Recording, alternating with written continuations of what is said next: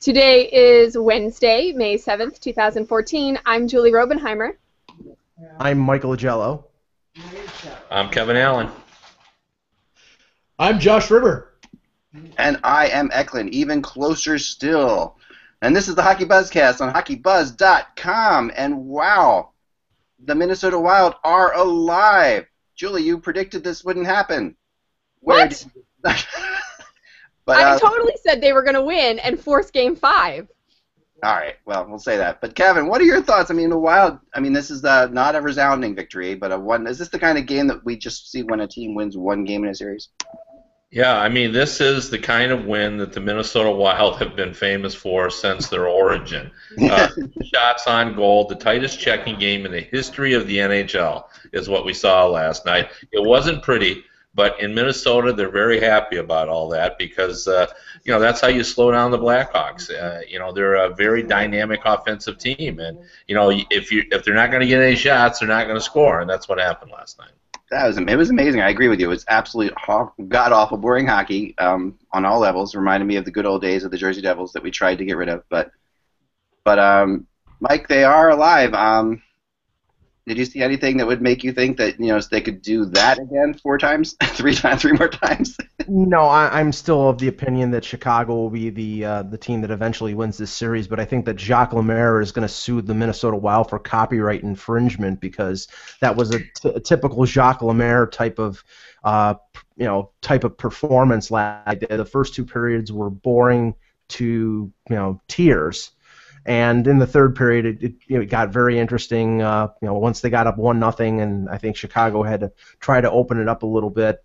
They really did, and I think they only had 19 shots on Brizgalov. I was a little surprised at the offensive output of the Blackhawks. But full marks to the Wild. They once they got up, they sort of turned on the gas and put them behind a couple goals, and then at that point, I don't think Chicago really had the will to try to come back in that game. And the best thing you can do for the Minnesota Wild is to limit the shots on Ilya Brizgalov.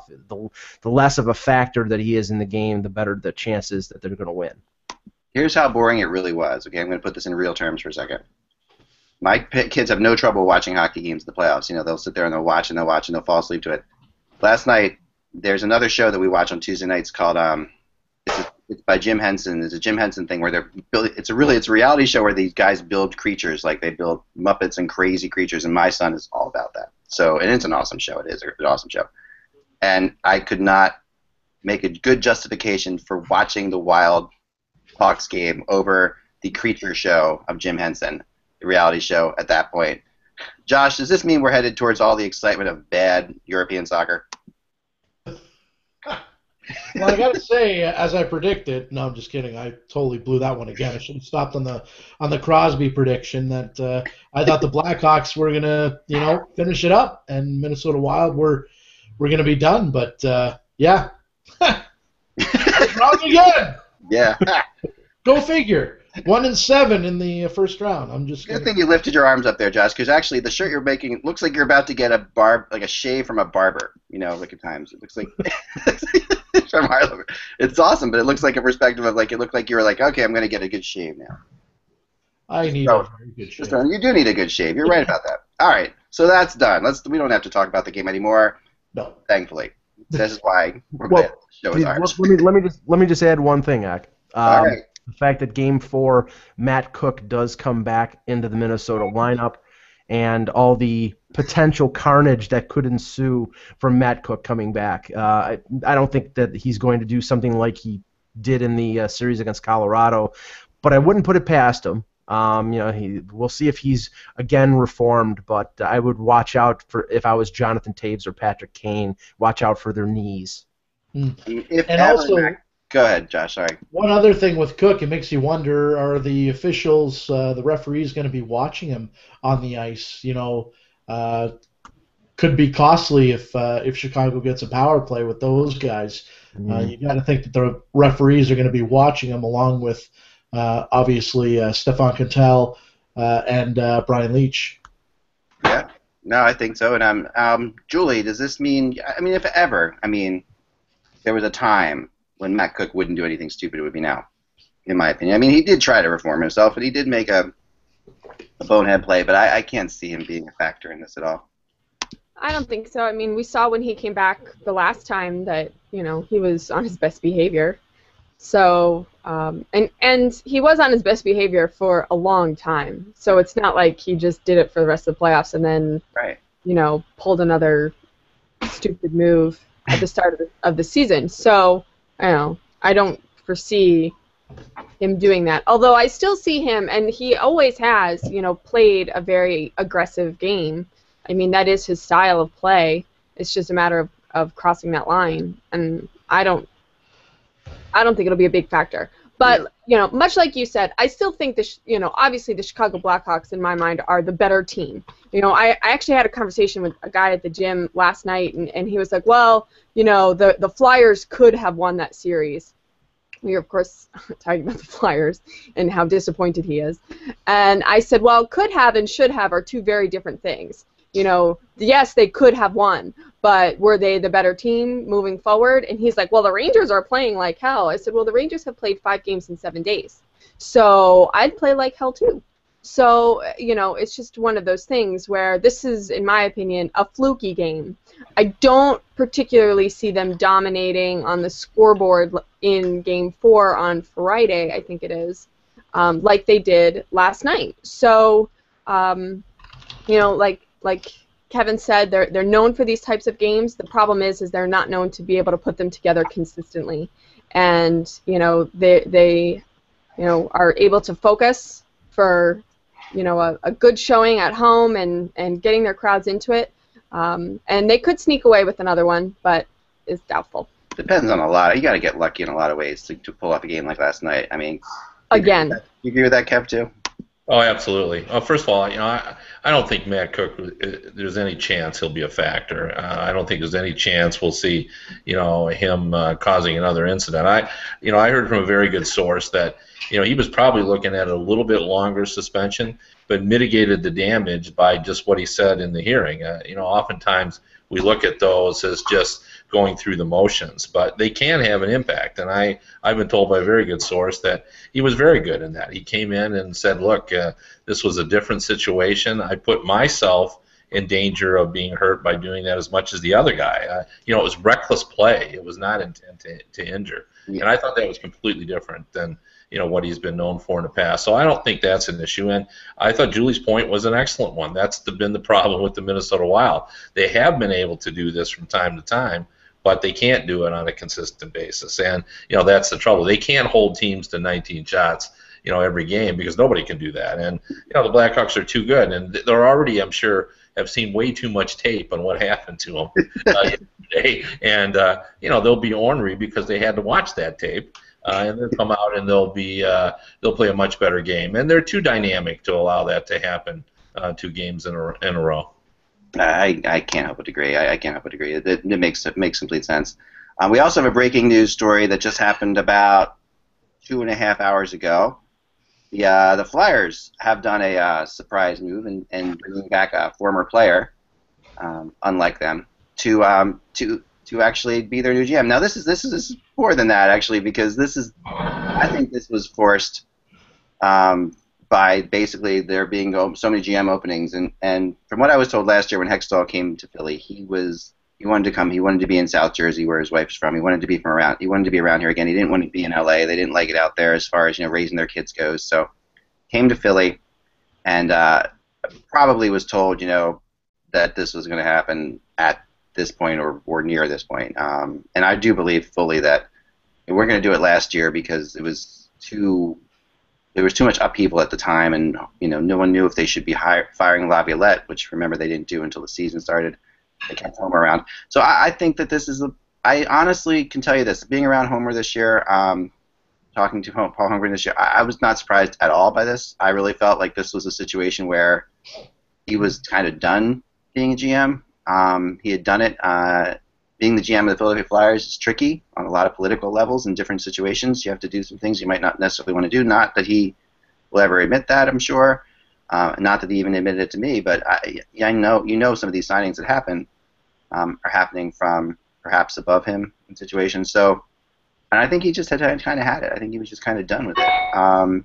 Kevin, what are your thoughts on this whole situation? Well, I have mixed thoughts on it. I hate to see Paul Holmgren out of the GM chair, to be honest with you. I really like the man, and I think he has. I got to know him a little better from being embedded with the U.S. Olympic selection process, and I was very impressed with him because he could boil down the most complicated issues with just a simple statement. I remember at one point where they had the heated debate. We all know about Bobby Ryan, and it was a very heated debate, and there were people on both sides of the aisle trying to decide what to do about Bobby Ryan. Should he or shouldn't be on the team? And at one point, Paul Holmgren said, it comes down to this. Let's just ask the coaches, is he going to be on the power play? If he's going to be on the first power play, then all of a sudden he becomes a far greater important player for us. So that's what needs to be known.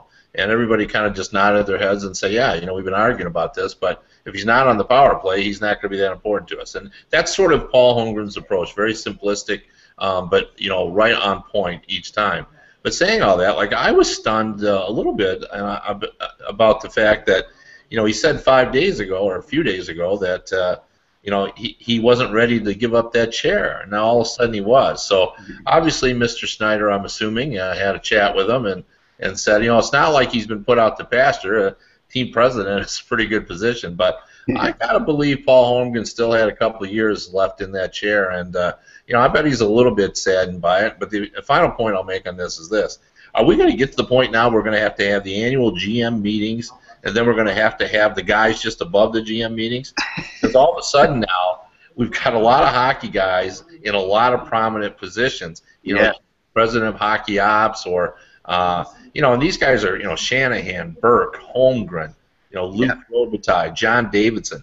These are kind of important decision makers, guys that you want talking about the rules and stuff. So it's interesting that we've sort of changed now how we structure our management, and it's going to be interesting to see how they deal with that in terms of looking at changes in rules and so forth.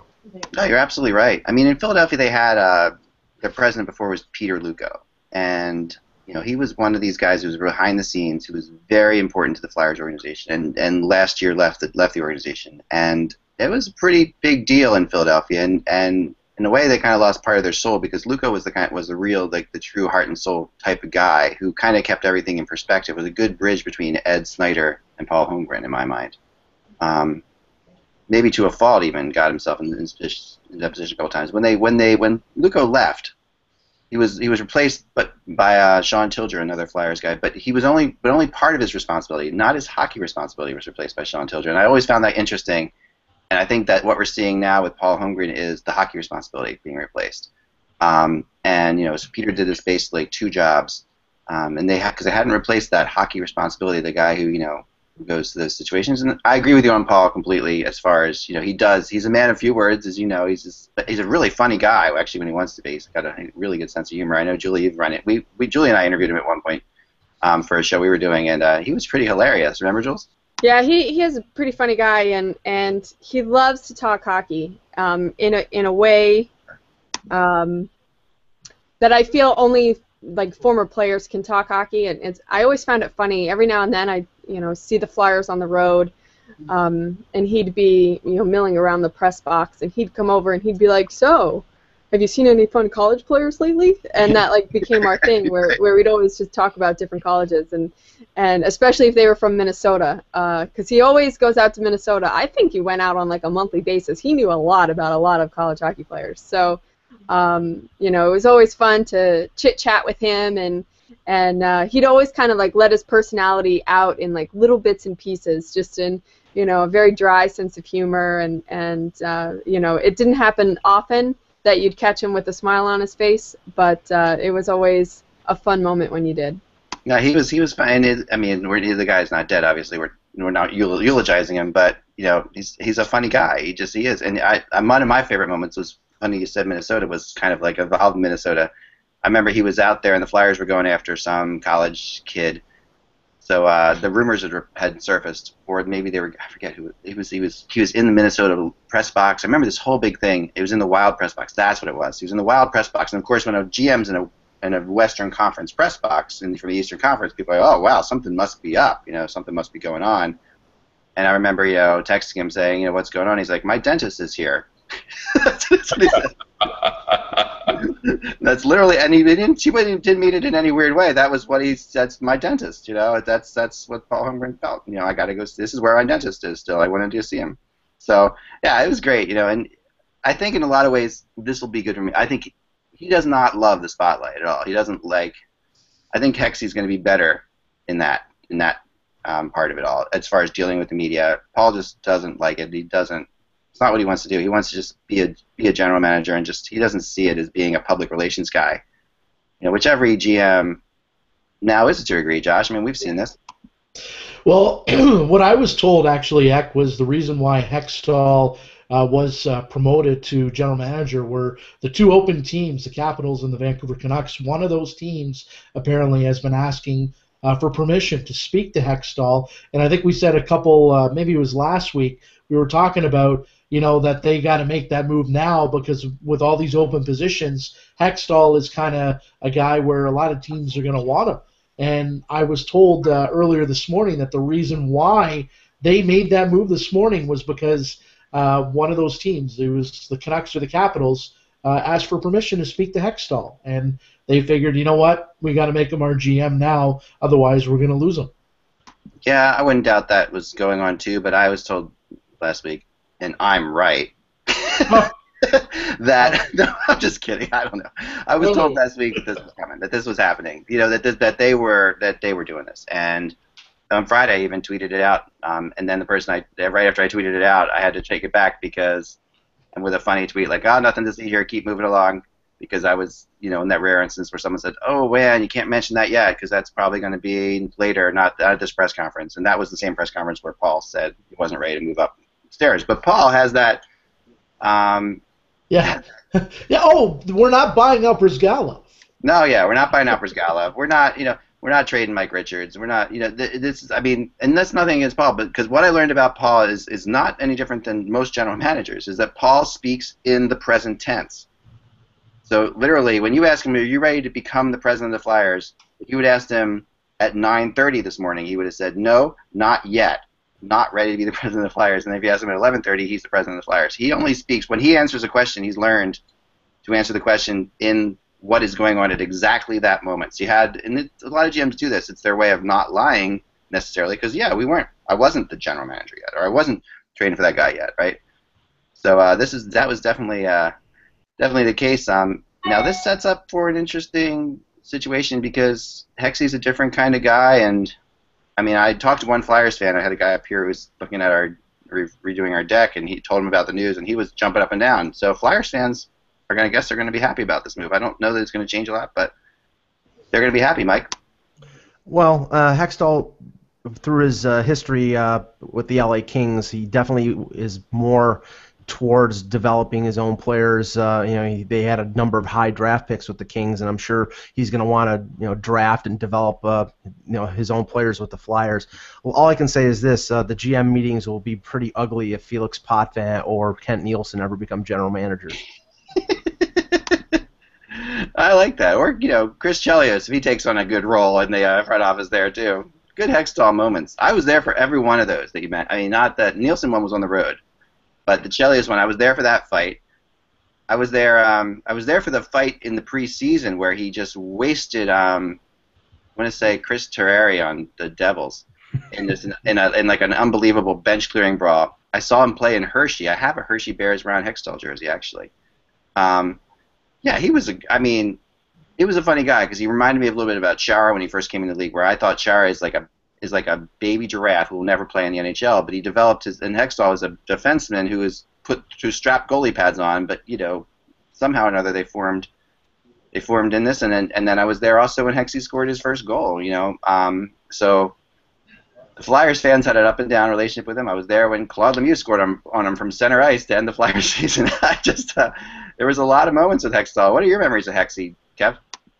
Well, you mentioned most of them. As just an aggressive guy, an aggressive goalie, I really don't think that too much is going to change. I think when you become GM of the Flyers, and you certainly are closer to this than I am, but my impression is that there's been a philosophy in place since Ed Schneider has been owner, which is from the beginning, and everybody sort of follows that strategy. I expect he will be aggressive, just like Paul Holmgren has been.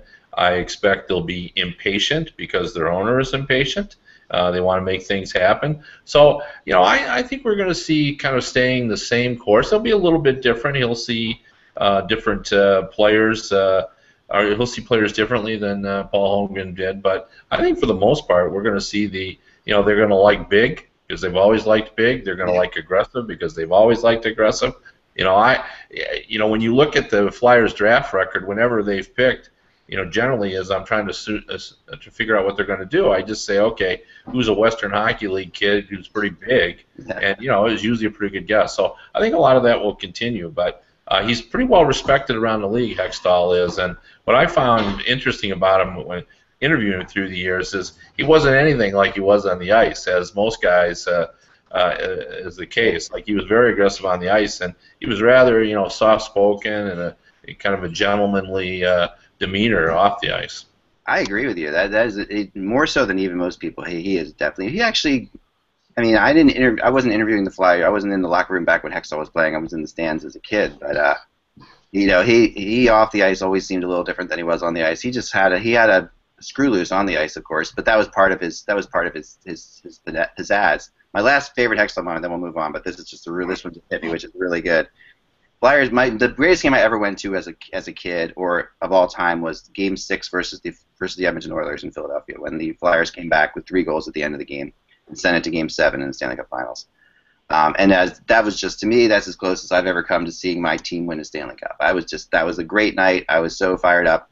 But people don't remember too well that the Flyers actually, after J.J. Daigneault scores the famous goal that puts them ahead, with about a minute left, the Oilers have their goalie out. Hextall looks at the puck comes around the net. Hextall looks at the empty net, thinking, I'm going to score a goal in the Stanley Cup Finals. Takes a shot straight up the middle of the ice, which Messier picks off with his hand, with Hexie out of the net, picks off at the blue line and skates in, and Hextall has to make this unbelievable save to basically save his own bacon. And then the Flyers go on, and that becomes a great game. And that was that close to being like the biggest blunder of all time in Philadelphia history.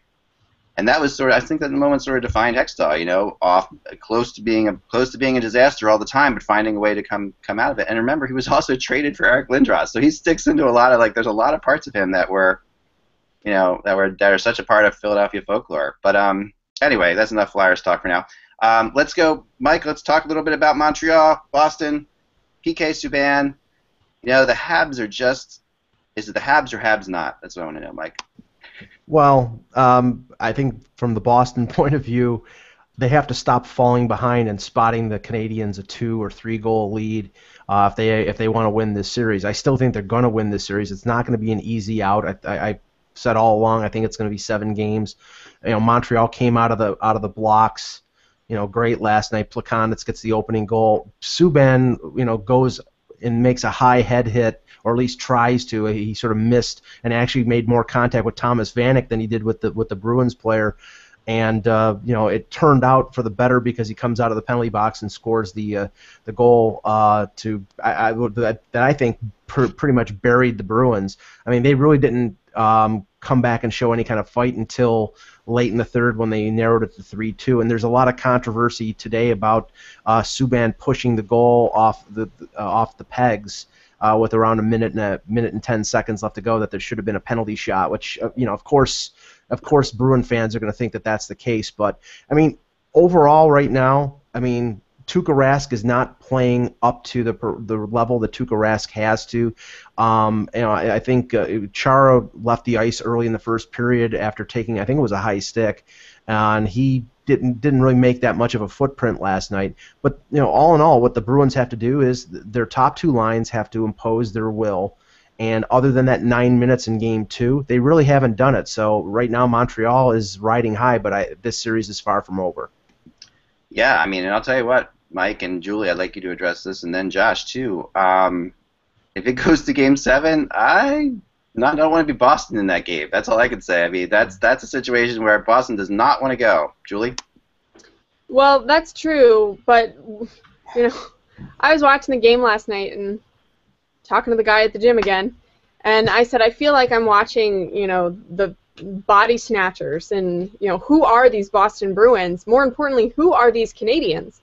because I feel like the Canadians were the best that we've seen them all year last night. They were confident. They were sure of themselves. You know, they were taking ridiculous shots.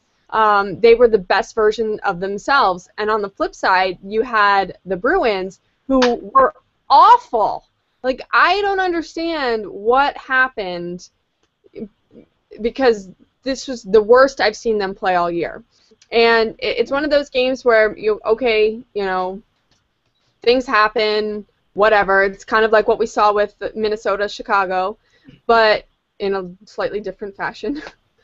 But then you sit there and say, okay, well, what's going to happen now in Game 4? And will the Bruins be able to respond? We saw how they responded earlier in this series and then, of course, last series. But, they need to determine within their mind that they're going to put forth a consistent effort and put their foot down or their skate down and have that step on your throat and break their neck mentality. Because last night, the Canadians had that mentality, and they just kept going after the Bruins, and they smelled blood in the water, and they went after it. And the Bruins, it's not necessarily, about a skill or lack of skill or whatever. In my opinion, it is 100% between the ears. And if they can get that figured out in the next 48 hours, they'll be good to go for Game 4.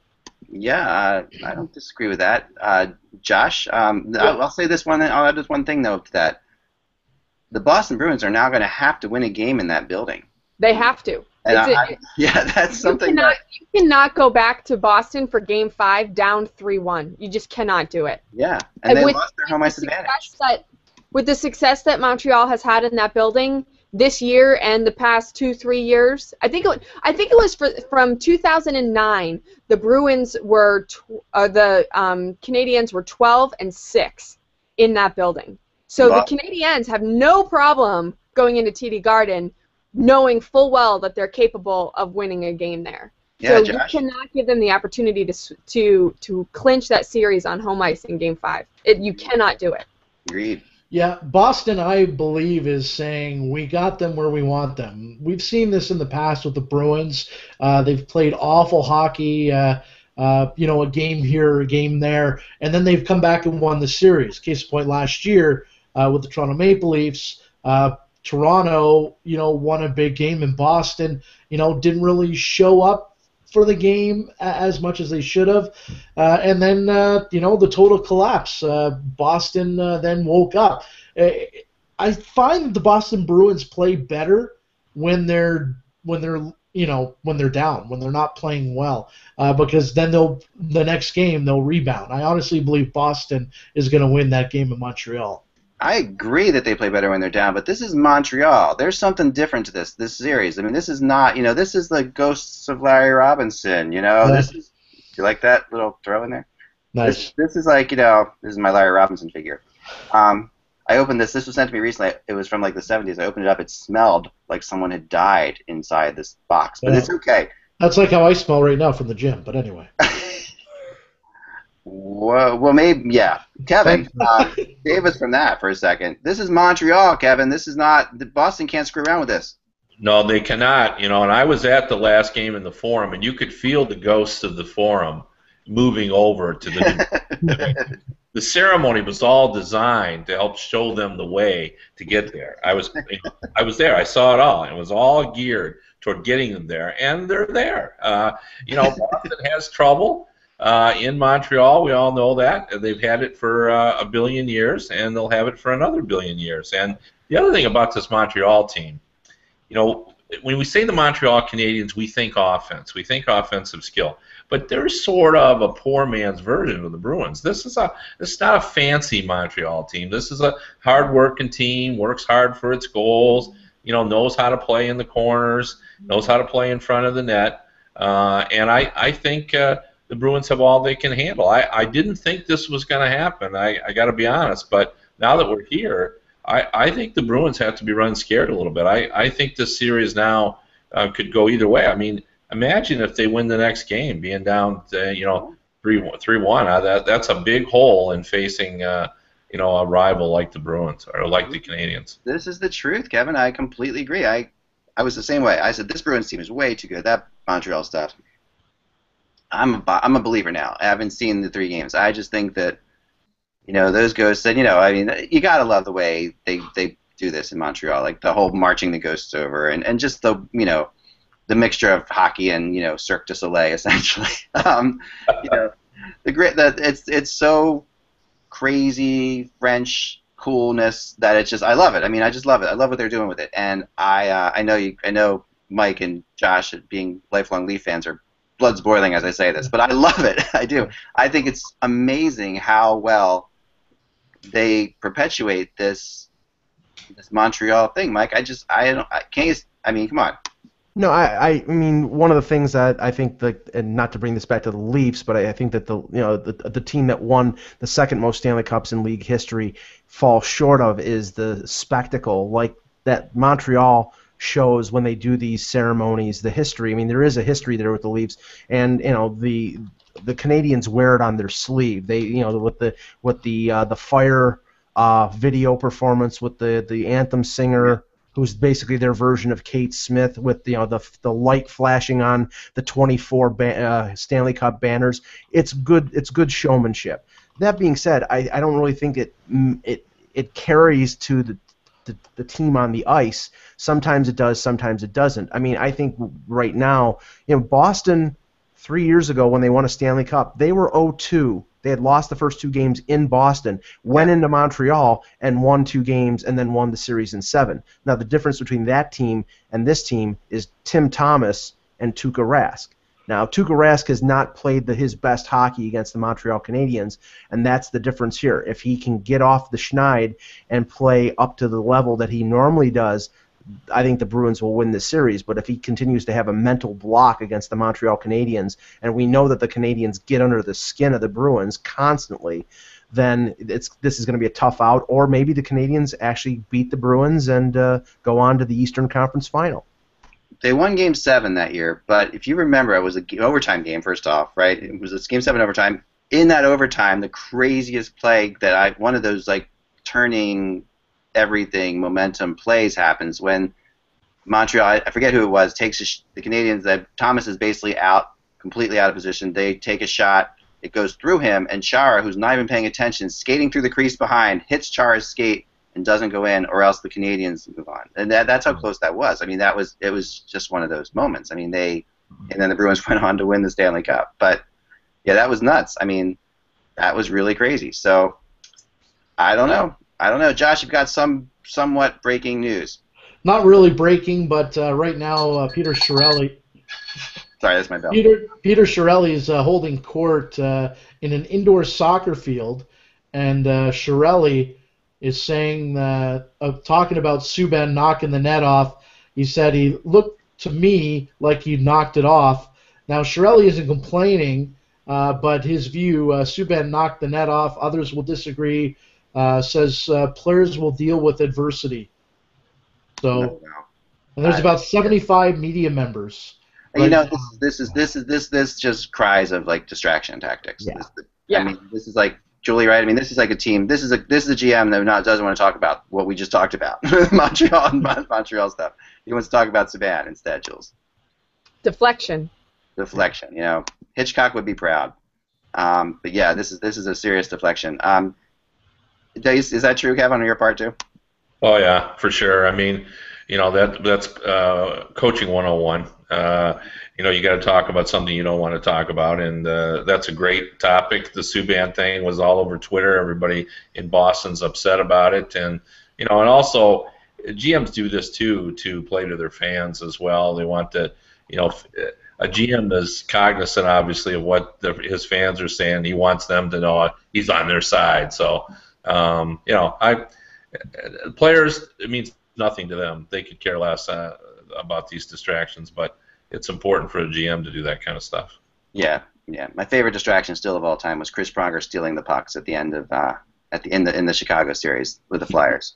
I'll never forget that. That was just another thing where the Flyers lost games 1 and 2 in that series and were completely out of it. And the Hawks the whole playoffs have been collecting the game pucks at the end, and they hadn't gotten the pucks. And we had Pronger on video grabbing the pucks at the end of the game and went up to him and talked to him. He said, I did not take the pucks. And we're showing, people are holding their phones up to him and showing him, see, this is you, this is the puck, this is the end of the game, you took the puck.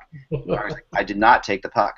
It just was completely, but it was hilarious. And Flyers were down 2-0, but it was a true captain like coming out and saying, okay, we press conference, we talked about the pucks, and it's just, because the media, there you go. So I don't know. I think that was photoshopped. Yeah, right. I mean, yeah, it was so funny, and it was so obvious that he did it, and he just did it to screw with the Hawks because he knew they were taking the pucks. And I just, to me, that's the kind of stuff that I love about hockey. I mean, that's me. That's like what I think is great about this sport, when guys can screw with a whole team that way, in a way that just totally pisses them off. And they were pissed off. The Hawks were mad about those pucks being taken. What happens when the referee steals the puck, though? Oh, I know. That's, anybody could. I mean, it could have happened. But Pronger was like, he was adamant about it, and it was hilarious. And even after the cameras went, I stood there one time, and I was the last person standing there talking to him. I'm like, come on, Chris, you took the pucks off the record or whatever. We have you on video. You took the pucks. He's like, I didn't take anything. And when Chris Pronger tells you he doesn't take anything, you're like, okay, you didn't. Sure. Big Okay. man. You're not going to sit there and tell him he's wrong. You're not going to question him very much longer, or else he'll call you the rookie or say, all right, rookie, what do you got to say? He's basically the Bull Durham version of hockey. Someone should ask him now. Yeah, they should. He'll never admit to it. He'll never admit to it. That's just that's the way he is. The next time he does a press conference, you got to ask him again. Yeah, I will. I mean, he won't remember it now. He's like, I've got hit in the head too many concussions. He'll come up with something. He's good about that kind of stuff. Julie, before we go, let's talk a little bit about Pittsburgh and the Rangers. We know this series isn't all that enticing, but tonight's a biggie, obviously, and these teams have gotten a whole night off, so maybe they'll be rested in some way, shape, or form. Yeah, maybe. Doubtful, but they did get a day of rest, which is good. Yeah. And Chris Kreider was participating in practice today, which apparently it's the first time that he's been participating in full practice, so there's chatter that he might pop into the lineup tonight after his hand injury, so we'll see what happens there. Could be an interesting ad, just given his ability to rise to the occasion when it comes to games of super importance. He brings a physical presence, he's a big body, smart player, lots of speed, and of course great hands. So, we'll see if that actually happens tonight. But definitely this is another situation in which the Rangers need to win this game if they want to have a chance, because very capable for the Penguins to close this out in 5. Going back to Consol Energy Center with a 3-1 lead. So we'll see. It's very important for them to technically hold serve on home ice since they stole it in Game 1. But, we'll see what happens. Yeah, I have a hard time believing that if the Penguins win tonight that they won't just take it in 5. And also, the Penguins are the kind of team that gets on rolls. And this is a roll that they're on. Kevin mentioned it before. They are the kind of team that can start to suddenly look really good, Kevin. Well, they have. I was looking at it. I think they've played now the last 15 periods. When you take away that horrible period they had at the end of Game 6 in the first series against Columbus, they've probably played 13 good periods now. They're playing very strong defensively now for the first time, and suddenly things are looking better. I mean, 2 consecutive shutouts. Fleury's looking confident. That's a lot going right for the Penguins, considering they started out looking very, very sloppy. So I think, if you're a Penguins fan, you got to feel pretty good about them just moving on and winning the series. Yeah, and I agree. And I think the Penguins also are one of those few teams that have to win the second round. We talked about yesterday how teams often feel like they have to win the first round. I think the Penguins feel like they have to win the second round. And, I agree with you. I mean, especially with Dan Bylsma, the pressure that's on him, I'm sure he's feeling it. Oh, I agree. Josh, your thoughts? You know what? The question is whether or not Fleury's going to be able to shut the Rangers out for the 3rd consecutive game. I don't think that's going to happen. I actually am going to make another prediction here, since I had the Crosby one right. I'm going to say Rick Nash gets off the schneid tonight in spots 1, but the Penguins still win. Now that is a bold prediction. Mike, how was Rick Nash on the Canadian Olympic team? Just curious.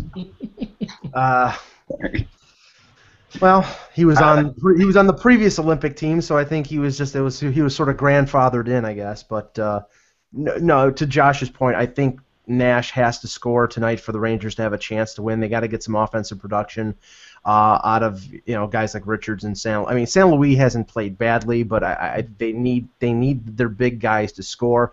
They've sort of put all their eggs in one basket with the Stepan, San Luis Nash line. They're not getting, they're getting some production out of guys like Dominic Moore and Brian Boyle, but you can't rely on those guys to carry the ball offensively and for you to have a chance to win. And Henrik Lundqvist, if he allows 2 goals, he's going to lose the game. They need to produce offensively. They need to break this 0-for-34 slump on the power play.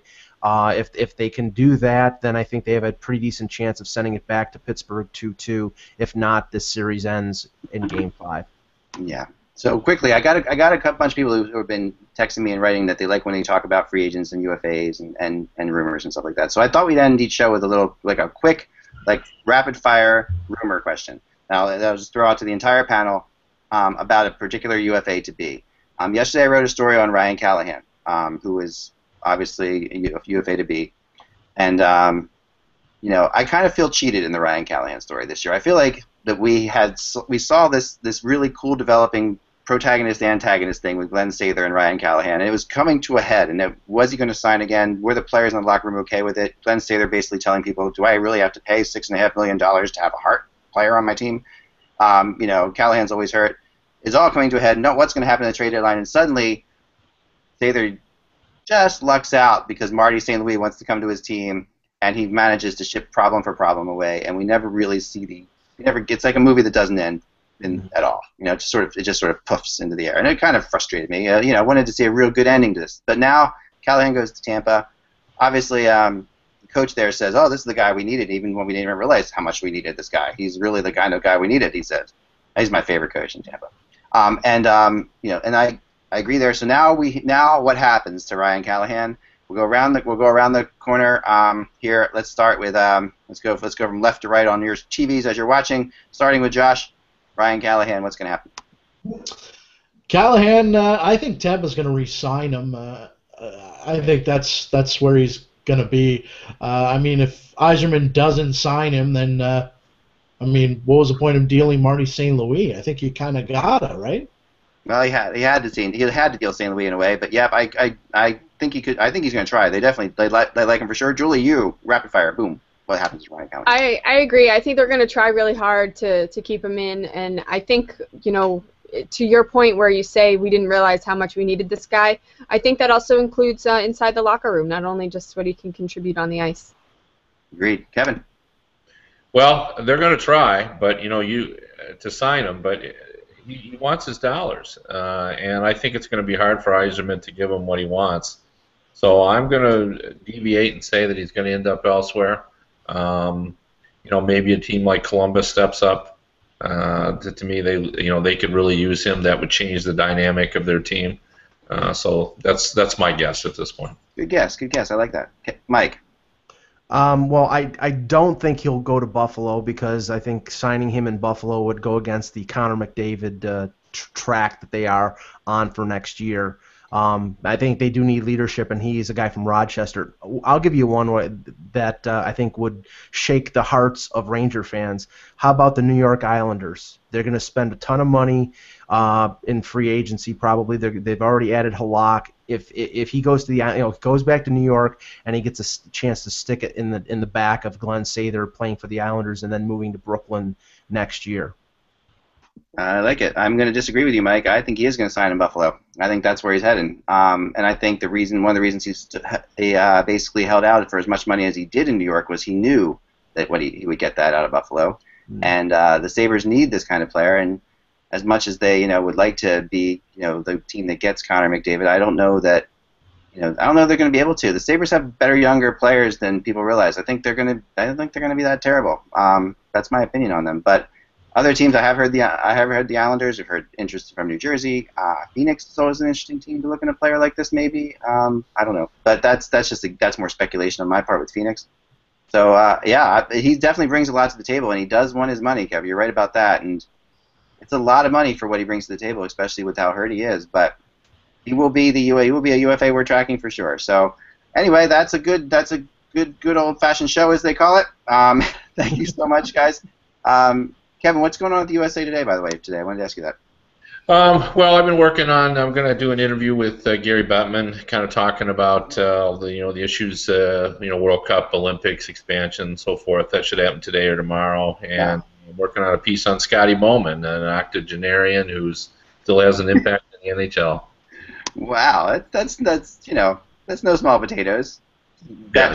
Bettman and Scotty Bowen. Yeah, that's all right. That's a pretty good combination of people to be talking to on a off May day. All right, guys. Remember, without the buzz, It's just hockey. gotcha. Talk to you soon. Bye.